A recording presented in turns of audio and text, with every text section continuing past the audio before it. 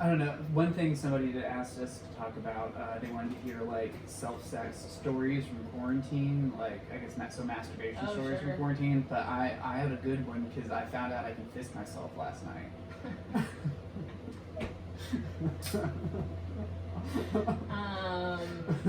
All right. So like, I guess you want to hear this story? Sure. Or? One finger at a time. So I was like, I've been trying to keep a regular sleep schedule, but it's hard not to sleep like a college student, and especially when you're just home all day. And fist yourself like a whole Yeah, right? All those college fisting days. Well, I've never fisted myself. I've gotten 4 fingers. I've gotten like a cute 4, but not even like up to the knuckle 4. Is this from front or back? How do you? Well, I'll get there. Oh, okay. I didn't know if there was a standard fisting yourself procedure. I mean, I think most people, when they do try and like anally fist themselves, reach around from the back and like go in, right? Huh. But like when I did it, I kind of did like a side thing. I like went around my hips, because I was laying on my back. Oh yeah. And I had my like hips thrown back, so I kind of reached around the side because I was able to get my arm bent and go in straight a little bit better. Mm-hmm. It wasn't. I didn't set out looking to fist myself. It wasn't where I started. This moment, right? I was trying to go to sleep. I went to bed at like, fucking 11 o'clock. You know the casual masturbation you do to try to get yourself into sleep. Well, I went to bed at like 11, and then like, around 1, I'm still just laying there fucking wide awake. Yeah. Can't sleep, and so I'm like, you know what? I'm gonna masturbate. But I was like, I was feeling super horny, like super, super horny. Mm-hmm. And so I was like, the girl I'm staying with, Alexis, she has a horse dildo. It's like a cum tube. It's the same one I used to film that porn with a while back, right? And so, but she works like odd hours sometimes, and so I hit her up. I was like, hey, do you mind if I borrow your horse dildo? She was like, knock yourself out. I was like, I very well may. Because it's a thing I've always wanted to try. It's not a full-size horse dildo that's like 2 feet long. It's not the kind that killed the guy in Mr. Hands. Yeah, this is definitely like a miniature horse. Right? Like I've seen this on like miniature horses or a horseback dildo. Does anyone know whether he got his hands on? I don't know. I'm sure they were making those back then, but there's that hedonistic treadmill within everybody, and once you have a little bit, some people don't have the control to not do the real thing. But so she has this small horse cock dildo, and it's still, like a solid, like 12 inches long. It's bigger than any dildo I've ever seen someone put inside themselves. The head's this solid size. And so, like, I go to the shower, and I, like, warm myself up with, like, the regular dildo, my dildo, just to, like, get, used to it, limber up. Yeah, you gotta warm up. Yeah. And then I like start fucking myself with this horse dildo, and like I have a bunch of cum lube there too. So it's like I've always wanted to pump myself full of cum lube, and I just never have like got the opportunity to really like go for it. I've used little bits at different times, but I've never been like I'm about to fill myself up. And so I got really deep into this like. This is at 1 a.m. Yeah, into at this point like 1:45. So I gave the dildo a thorough washing before I used it. I didn't just like run in and like shove this thing in. I soaked it up and shit. But like, so I'm sitting there and I'm just like getting real deep into this like slutty, I'm just here to be bred. Yeah, fuck me, No, not even a horse. It was more just about like the idea of like being bred. I've never been a pony play girl. I'm imagining your horses. I'm just trying to think if I could moan as a horse. Seems pretty easy, honestly. Of all the animal moans you can get into, that one's right there for you. Yeah. So I'm sitting there, and I was honestly surprised at how easily I could take this horse dildo. I thought it was gonna hurt more. I was prepared for it to hurt more. But then I just fucking. Middle of the night's probably the right time to go for that. Honestly. Yeah, cause I dove into that headspace real fast. There was no like holding back. It was like I was in it. Like I was talking to myself. I was like, "Oh, fucking breathe me," like shit like that in the shower, right? And I'm like, at one point I'm like, okay, I'm really gonna start riding it, because I've been like squatting over it, like riding it, And as I'm like doing that, I like reach down to see how far down I go so I can grab it and like push it up further. And I realize I'm almost all the way down on this horse dildo. Like I've already been pretty much fucking the entirety of this dildo. I had this small moment of pride. I was like, oh shit, like okay, like I can really take some dick. I thought I'd fallen out of practice, but doing well. No, it's like riding a bike. Yeah, and so I pumped myself full of a bunch of this fake cum, and like I'm rubbing that cum, you know, and then squeeze it out of my asshole, which was clean. I wasn't squeezing shitty cum on my dick and then jerking off. Thank you. I mean, I guess some people could be into imagine that. at all, but now that you've painted a picture, at least it's a clean picture. Yeah, it's not like a vague tan color coming out. Oh. It didn't smell like shit. I mean, honestly, I don't know what I would have done if it had. I might have still jerked off with it anyways, you know? I don't. Okay, go on. So, you know, I'm jerking off with this lube that I'm like shitting out of myself or pushing out of myself, or I'm painted it, squeezing out. Oh, you're using the butt drippings. Yeah, the lube that I'm. to Because I'm not like pushing the lube up into myself and leaving it there for a while. I'm like, you know, fucking myself, pushing a bunch of lube up in, and then immediately kind of like But you're gonna pushing upcycle it back the. out. Yeah, I'm not gonna waste that lube. This is a green podcast, so everyone knows. We would never just waste lube just because it's been in your ass for a second. It's a 5-second rule. Good cum lube is not cheap. Yeah, you know? yeah, but don't you? It's a 5-second. If the 5-second rule applies to food on the disgusting floor, then it applies to the cum that you shove up 100%. in your ass. And then push back out. So when you say it's not even 5 seconds, what's happened here, right? No, it's instantaneous. It's like coming out into my okay, hand, well, and I'm like yeah. scooping it up across my balls, kind of like doing like a rubbing situation, and then a jerk. Okay. So I'm doing that, but then I you know, I have to I push the horse cock out and then push the cum lube out. When I'm doing that, I'm like rubbing my asshole as it's coming out, so I can feel the cum coming out of me.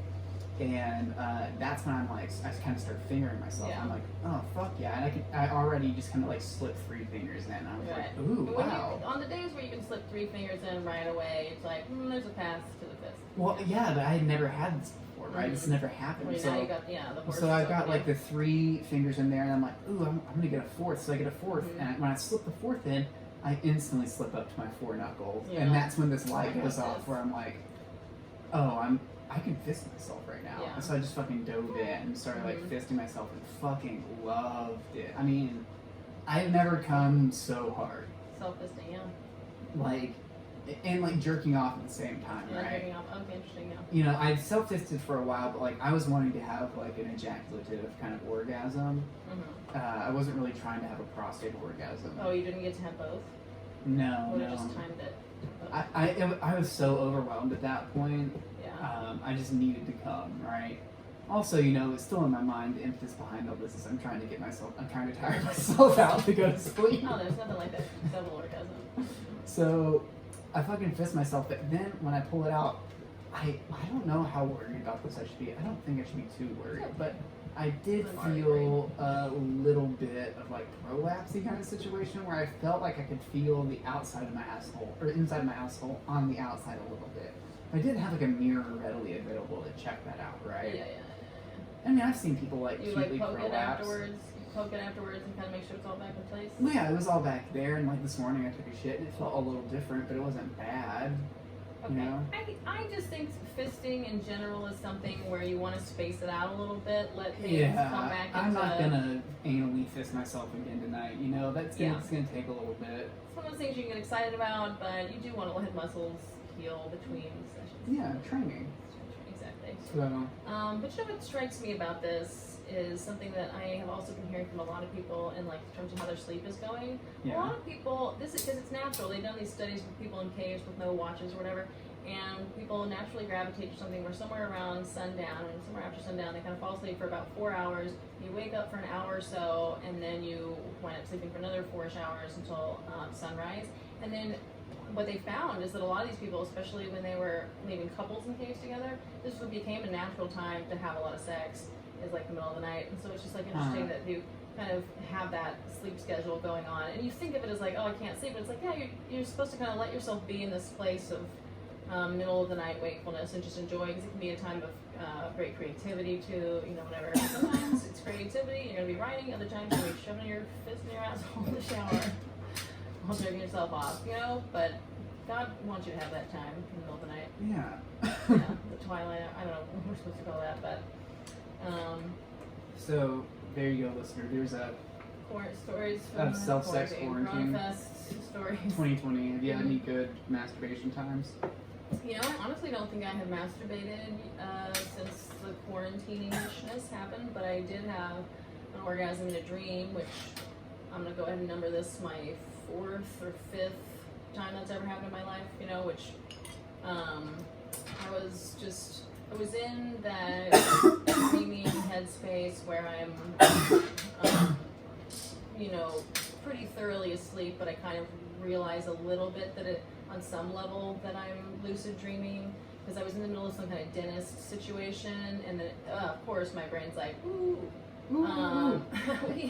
dentist, you say? Don't waste this one. So I was like, you sure we can't use it? Yeah. So then, because when this happens, my brain gets into this tug of war, because you have to like stay asleep enough to enjoy the magic of the enhancement that being asleep will give that sexual fantasy. But then it's so hard to come when you're dreaming. You know, it's so hard to, because my brain will very fine balance. Throwing, yeah, a balancing act.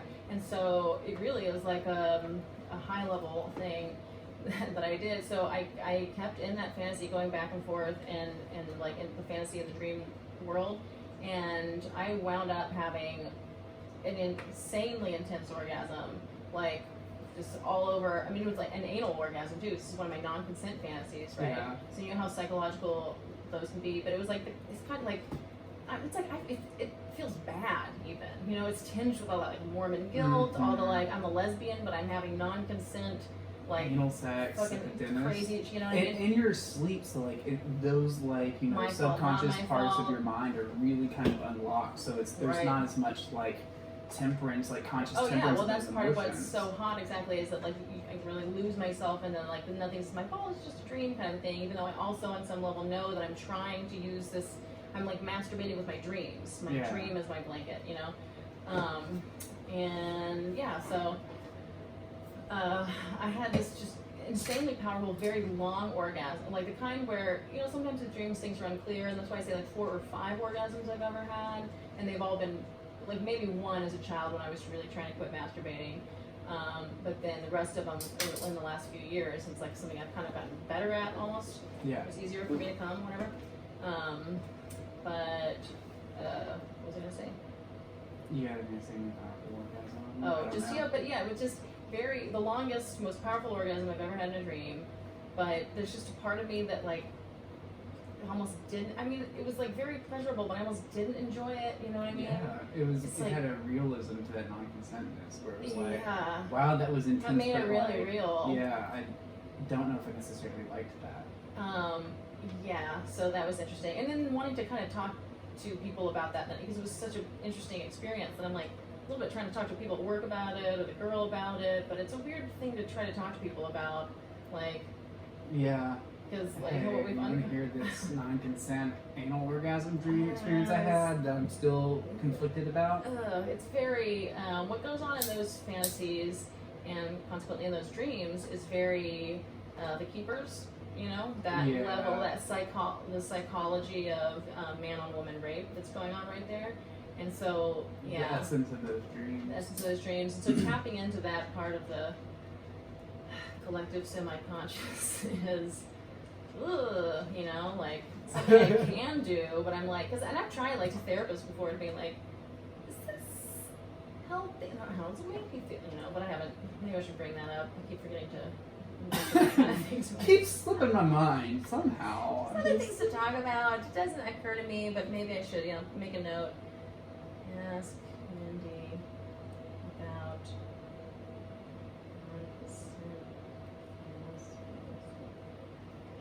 100%. But yeah, that's it for me. Masturbation modes. Right on. But I need to get in the habit. I should masturbate more. It's something I enjoy. It's healthy. But